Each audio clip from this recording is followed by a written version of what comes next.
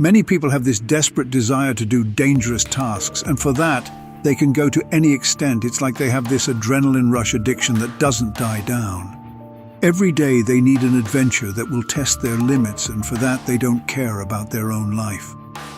Such a daredevil was Hendrik Coetzee, who never backed down from an adventure opportunity, and one expedition took him in the middle of crocodile-infested waters, where he met his end at the hands of a giant man-eating crocodile.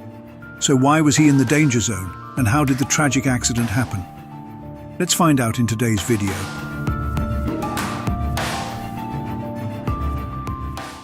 In the heart of South Africa, in the small town of Ottosdal, a boy named Hendrik Coetzee was born in 1975. From a young age, Henry was drawn to the untamed beauty of Africa's landscapes, a passion that would shape his destiny. His early years were marked by a fearless spirit and a thirst for adventure. He was never interested in normal subjects, but excelled in arts.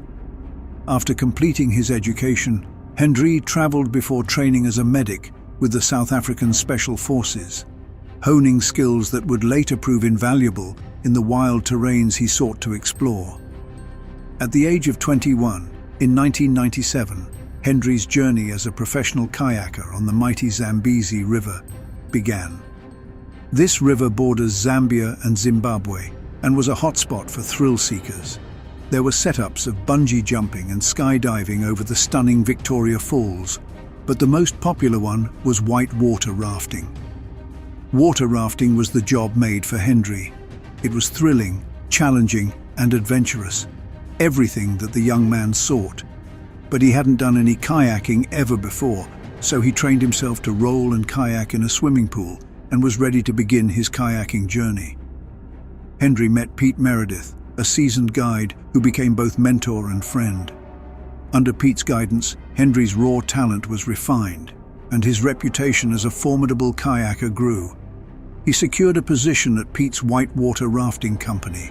However, driven by a passion for extreme adventure, Hendrik often ventured into treacherous waters alone. Noticing these risky endeavors, Pete warned that such actions could lead to him getting fired. Beyond his physical exploits, Hendrik was a thinker and a storyteller. He penned a memoir titled "Living the Best Day Ever," where he delved into his experiences and the philosophies that drove him. In his writings, he often reflected on the pull he had for the unknown. Those who knew Hendrik spoke of his insatiable curiosity and unwavering determination. He was not just an adventurer, but a modern-day explorer, embodying the spirit of pioneers like Livingstone and Stanley. His journeys were as much about self-discovery as they were about conquering nature's challenges. Hendrik was captivated by the Nile River, and as he explored its uncharted sections, he became fascinated by its might and strength. He also became the first to solo the treacherous Murchison Falls, a feat he accomplished 8 times, solidifying his status as a legend among adventurers. During his epic solo paddling of the Congo River, he faced attacks from isolated cannibals, crocodiles, and hippos, and completed the 2-month journey unharmed. He would sleep in a bivouac, and for safety had nothing but a fire. It was a rugged mission, and he did it just because he had the thirst for it. But how much could he dare? How long could he ignore the warnings from his friends about the dangers of the wild Africa? This is why he decided to settle down and had found a girlfriend to look forward to spending life with. But did he end his adventurous life? Not yet. In late 2010, Hendrik was contacted by 2 American kayakers, Ben Stooksbury and Chris Corbulic. Both were seasoned adventurers, renowned for their skills in navigating treacherous rivers. They sought Hendrik's unparalleled expertise to guide them through the mysterious waterways of the Democratic Republic of the Congo. Both men knew Hendrik's achievements and found him the perfect fit as their guide. Their mission was to paddle down the Lukuga River, a tributary of the Congo River, aiming to document its wild rapids and the surrounding environment. This river was largely unknown to the kayaking world, and the team was eager to shed light on its mysteries. He agreed to help them and made a detailed itinerary, adding the information that they would require on their long expedition. As Hendrik was working on mapping out the mission, he felt the same rush and wanted to join the two men on it. And that was it. He delayed his retirement from thrill-seeking for one last trip.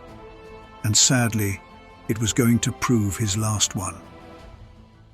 The trio set out on their 2-month adventure through the Congo tributaries, journeyed through dense jungles and faced many challenges. Unpredictable weather, powerful rapids, and the constant presence of wildlife tested their skills and determination. But with Hendrik's extensive knowledge and unwavering spirit, they continued, driven by the excitement of exploring the unknown. For Hendrik, this expedition was more than just another trip. It was the culmination of years spent exploring Africa's rivers.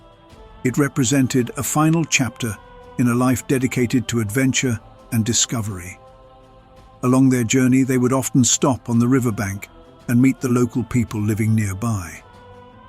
They actually had an agreement with the International Rescue Committee, who provided help in exchange for some logistic help. On discussing things with one community, Hendrik found out that they didn't just need clean water and education, but also had a major crocodile problem. In 20 years, 125 people had been taken by these reptilian monsters and had built an appetite for human flesh. So now they knew how dangerous their path actually was. On December 7, 2010, Hendrik, Ben and Chris were paddling the Lukuga River in the Democratic Republic of the Congo. The day had been challenging, with the team covering over 30 miles of whitewater and facing 2 days of relentless rain. As they paddled through the river, they noticed 3 small crocodiles, each about 3 feet long, a common sight in these waters, and stayed clear from danger. The men kayaked along and reached a corner where the river was about 100 feet wide. They were paddling close to one another in a line, but kept enough distance to not touch each other's blades. This formation made them appear as a large animal so that potential predators would stay away. The water at this point seemed calm and harmless, no sight of trouble whatsoever. But crocodiles are masters of stealth and can stay underwater before lunging onto their unsuspecting prey. Today, the prey was going to be Hendrik. Suddenly, without warning, a large crocodile jumped out of the water and attacked him, pulling him from his left shoulder into the river. The attack was swift and left no time for reaction. Ben and Chris were in shock at the sight of Hendrik facing the bone-crushing 4,000 psi bite force of the massive 15-foot-long crocodile. No human stands a chance of survival against such force. Hendrik was now underwater with his kayak, and on the surface, his presence was gone, like he wasn't ever there. A few seconds passed and his kayak bobbled back to the surface, but as expected, the passenger was nowhere to be seen. The other 2 men managed to paddle to the riverbank about 500 meters from the incident.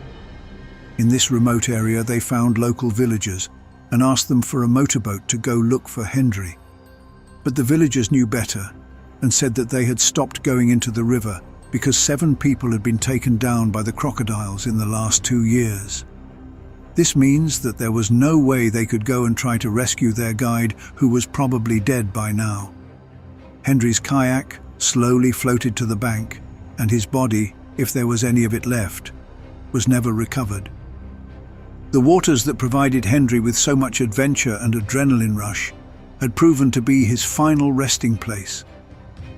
The tragic event highlighted the unpredictable dangers of exploring remote and wild regions. A memorial service was held in January 2011, honoring Hendrik's life and his contributions to adventure and exploration.